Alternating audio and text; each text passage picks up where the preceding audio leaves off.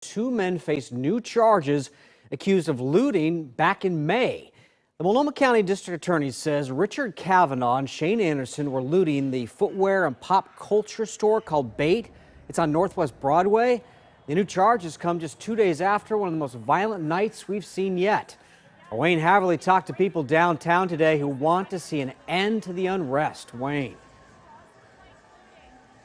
Yeah, business owners and residents down here, they tell me they're not only exhausted, but they feel like the city, even its own history, is being attacked right now, and they want these nightly protests to stop. They say it's time that happens because of what's happening now. Most folks downtown, they still support the message of Black Lives Matter and the racial equality message, but they say that original message, it's been hijacked now by criminals, and now lives are being put at risk. The riot downtown that erupted Sunday night not only toppled historic statues of Teddy Roosevelt and Abraham Lincoln, the Oregon Historical Society was targeted, windows smashed, a few artifacts taken, even flares were tossed inside in an attempt to burn down that building. Nearby businesses also had their windows broken, and the owner of a nearby deli says bullets shattered his windows, and he showed us where those bullets are still lodged in the walls inside his restaurant. John Jackson was a soldier in Desert Storm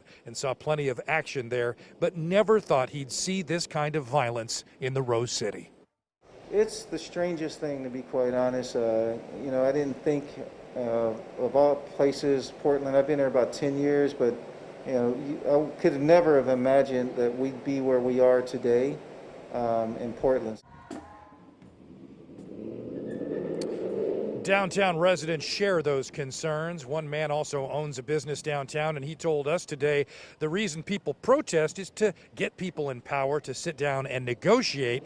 He wishes the mayor would do more to end the nightly protest. The mayor tells KOIN 6 he's committed to doing what it takes to make people downtown feel safe while still listening to those fighting against racism and social inequality.